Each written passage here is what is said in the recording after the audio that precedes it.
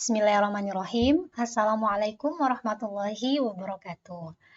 Pada video ini, Ustazah akan menjelaskan materi bahasa Indonesia, yaitu menentukan ide pokok dan kesimpulan paragraf. Apa itu ide pokok?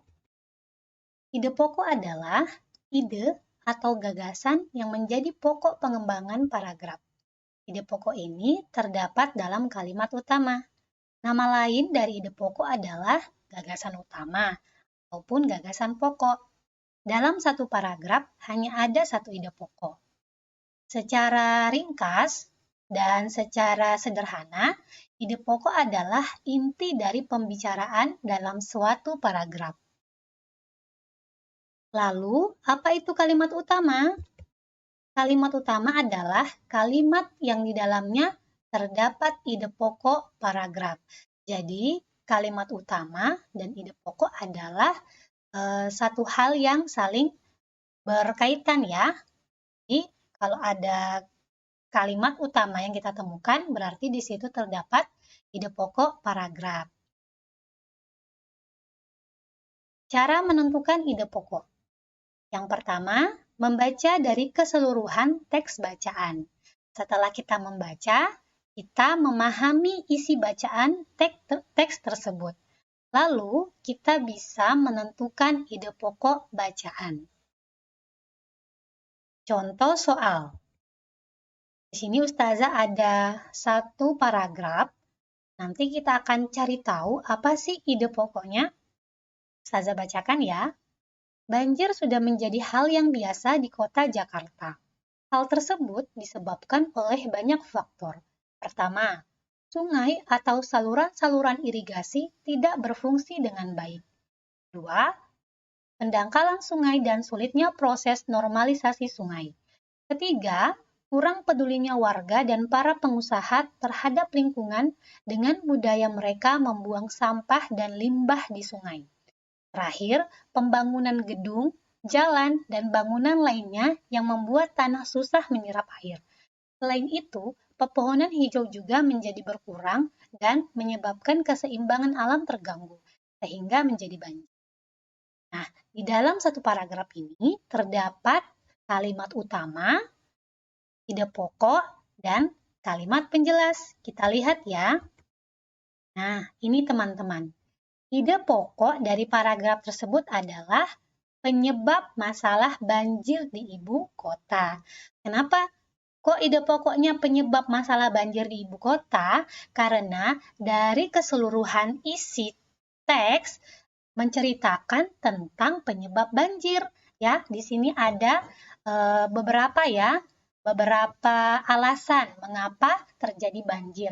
Maka ide pokoknya adalah masalah banjir di ibu kota. Sedangkan kalimat utamanya adalah di awal paragraf, banjir sudah menjadi hal yang biasa di kota Jakarta. Hal tersebut disebabkan oleh banyak faktor. Dari teks ini kita bisa melihat teman-teman ya, ide pokok dan kalimat utama itu saling berkaitan. Di kalimat utama terdapat teks yang menyebutkan tentang faktor yang menyebabkan banjir ya di sini. Lalu di ide pokok itu menyebutkan juga terkait dengan kalimat utama. Jadi ide pokok dan kalimat utama ini saling berkaitan. Ide pokok adalah inti dari isi teks keseluruhan intinya ya. Sedangkan kalimat utama itu terdapat di dalam teks. Jadi biasanya kalimat utama itu isinya sama persis teman-teman yang ada di teks. Ya, kita bisa lihat di sini kalimat utamanya terdapat di awal kalimat. Nah, selebihnya ini adalah kalimat penjelas. Di sini ada pertama, kedua, ketiga, ya terkait dengan faktor penyebab banjir ini adalah penjelas. Namanya kalimat penjelas atau kalimat pendukung yang mendukung ide pokoknya. Selanjutnya, kita membahas tentang kesimpulan. Apa sih itu kesimpulan? Kesimpulan adalah ringkasan informasi dari sebuah atau beberapa paragraf dalam satu kalimat singkat yang mewakili keseluruhan isi paragraf. Nah, jadi ide pokok sama kesimpulan itu sebenarnya agak mirip ya, tetapi kalau kesimpulan adalah dia bisa keseluruhannya ya, keseluruhan paragraf. Jadi ketika ide pokok itu hanya terdapat di paragraf-paragraf tertentu ya. Dia hanya terdapat di satu paragraf, di suatu paragraf maksud Ustazah. Sedangkan kesimpulan itu dia bisa di satu paragraf ataupun keseluruhan dari paragraf. Itu perbedaannya. Nah, kita lihat bagaimana sih cara kita menentukan kesimpulan. Di sini ada beberapa cara. Yang pertama, langsung mengambil kalimat simpulan dalam paragraf. Nah, kalimat simpulan biasa ditandai dengan kata jadi, dengan demikian, oleh sebab itu, oleh karena itu, maka dari itu, dan lain-lain. Nah, ketika kita menemukan kalimat seperti ini, itu kita bisa langsung menyimpulkan isi dari bacaan. Contohnya, nah di sini ada contoh. Salah satu jenis coklat adalah kompon coklat. Coklat ini memiliki rasa manis dan harganya juga cukup murah. Selain itu, proses pembuatannya juga termasuk mudah. Jadi, tak heran kalau kompon coklat termasuk coklat yang sering dan banyak dikonsumsi. Nah, di sini teman-teman, penulis sudah menuliskan kesimpulannya dengan kata konjungsi atau kata sambung jadi. Jadi kita tidak perlu lagi mencari kesimpulannya ya. Jadi ketika ada kata jadi dengan demikian, oleh sebab itu berarti di situ sudah terdapat kalimat kesimpulan. Terus bagaimana jika tidak ada kata jadi dan sebagainya Ustazah? Kita bisa dengan cara ini ya, menggabungkan antara kalimat utama dan kalimat simpulan yang biasanya berada di akhir paragraf. Jadi kita sudah belajar kalimat utama ya teman-teman ya. Nah, di sini ada contoh bagaimana cara kita menggabungkan kalimat utama dan kalimat simpulan. Di sini ada contoh. Acara tahun baru selalu dirayakan dengan meriah.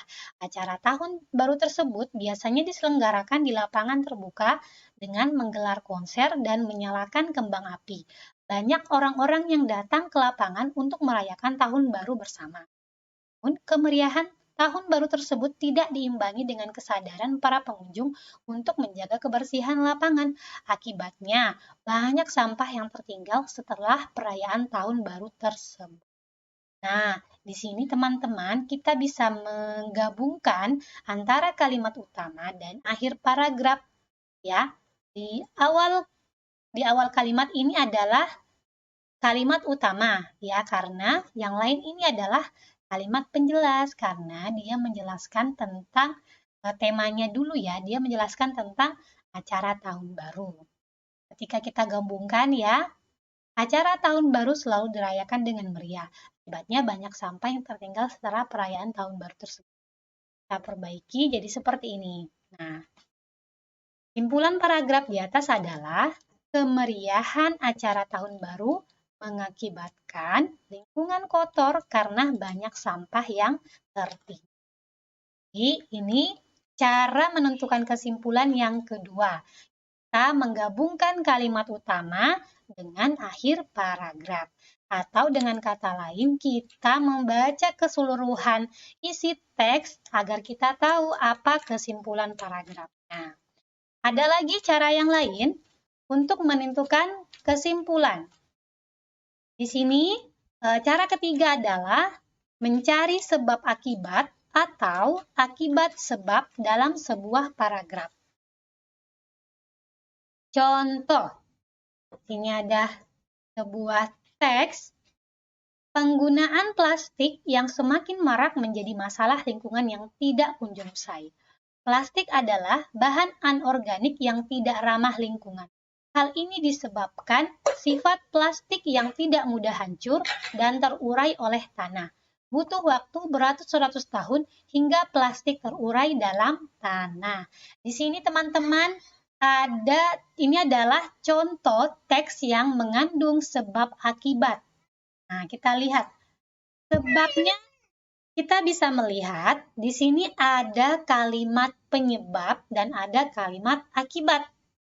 Ya, jadi kalimat penyebabnya adalah yang di pertama ini, penggunaan plastik yang semakin marak menjadi masalah lingkungan yang tidak kunjung usai, ya. Jadi karena penggunaan plastik yang semakin marak. Terus akibatnya apa? Plastik yang tidak mudah hancur dan terurai oleh tanah. Jadi kita simpulkan jadi seperti ini. Nah, penggunaan plastik yang semakin marak menjadi permasalahan di lingkungan karena limbah plastik sulit diuraikan oleh tanah. Oke, masih ada satu lagi cara menentukan kesimpulan, yaitu jawaban dari ide pokok. Sebelumnya tadi kita sudah pelajari tentang ide pokok ya teman-teman. Nah, kalau kita sudah tahu ide pokok, maka kita akan mudah menentukan kesimpulan. Di sini ada contoh soal, pencemaran akan semakin berbahaya jika sudah ada di dalam tubuh kita, seperti di dalam darah atau rambut. Jika terus-menerus terkumpul di tubuh, maka proses pertumbuhan dan perkembangan kita akan terganggu. Selain itu, pembentukan tulang, perkembangan otak, dan saraf pun akan mengalami gangguan. Oke, kita cari ya, apa sih ide pokoknya? Ya, ide pokok paragraf di atas adalah dampak pencemaran yang masuk ke dalam tubuh. Nah, ide pokok tersebut bisa kita buat pertanyaannya jadi seperti ini. Apa dampak pencemaran yang masuk ke dalam tubuh?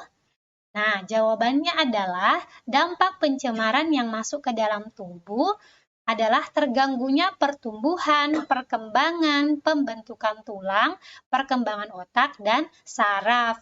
Jadi, yang kalimat yang berwarna kuning inilah kesimpulan.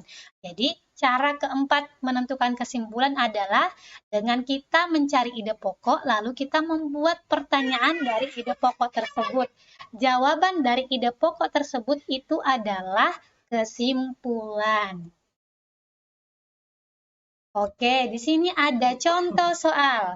Nah, sambil kalian memperhatikan contoh soal, kalian juga sama-sama menjawab ya di rumah. Ustazah baca soalnya. Bacalah dan tentukan simpulan paragraf berikut. ASI atau air susu ibu adalah sumber makanan utama bagi bayi. ASI mengandung banyak nutrisi penting bagi bayi. ASI mengandung asam amino yang diperlukan untuk proses tumbuh kembang otak bayi. Selain itu, ASI mengandung zat untuk kekebalan tubuh bayi. Simpulan paragraf di atas adalah, yuk kita sambil baca sama-sama ya. Apakah yang A, ASI adalah sumber makanan utama bagi bayi? Atau yang B, ASI adalah sumber makanan utama bayi karena mengandung berbagai nutrisi yang penting untuk bayi? Atau yang C, ASI mengandung zat untuk kekebalan bayi? Atau yang D, asam amino diperlukan untuk proses tumbuh kembang otak bayi. Ketika kita membaca keseluruhan, di sini kita bisa melihat bahwa teks ini mengandung sebab akibat, ya. Jadi, di sini sudah kita tahu jawabannya. Mudah sekali, yaitu yang B, ya. Jadi, ASI adalah sumber makanan utama bayi. Karena apa? Karena mengandung berbagai nutrisi yang penting untuk bayi. Ya, jadi kesimpulan dari soal nomor 1 ini adalah yang B. Oke. Semoga teman-teman yang menjawab di rumah juga sama ya jawabannya seperti Ustazah. Berarti kalian sudah paham. Nah, sekarang satu soal lagi untuk mempermantap. Di sini Ustazah akan bacakan soalnya. Bacalah dan tentukan simpulan paragraf berikut. Kantong plastik juga membahayakan penyu. Di dalam air, kantong plastik yang transparan akan terlihat menyerupai ubur-ubur. Sementara itu, ubur-ubur adalah makanan kesukaan penyu. Penyu akan mengira plastik itu adalah ubur-ubur. Jika penyu memakan plastik itu, penyu akan mati. Simpulan paragraf di atas adalah, nah teman-teman, dari teks kedua ini, dari teks nomor 2 ini, kita bisa melihat bentuknya seperti apa ya. Jadi dia hampir mirip seperti nomor 1, yaitu sebab akibat ya. Nah, jadi jawabannya yang mana? Yang B ya. Plastik transparan di laut membahayakan penyu karena bisa dikira makanannya ya. Kalau yang nomor A ini namanya ide pokok ya, bahaya kantong plastik bagi penyu. Oke, jadi semoga materi yang Ustazah sampaikan pada video ini bisa dipahami. Dan jika ada yang masih belum kurang paham, boleh dinonton berulang-ulang ya, atau bisa menanyakan langsung ke ustazahnya. Ustazah ucapkan jazakillah khair. Ustazah ucapkan jazakumullah khairan. Semoga video yang Ustazah persembahkan bermanfaat untuk kalian, bisa dipahami ilmunya, dan semoga kalian juga mudah dipahamkan dalam belajarnya. Selamat belajar. Demikian Ustazah akhiri. Assalamualaikum warahmatullahi wabarakatuh.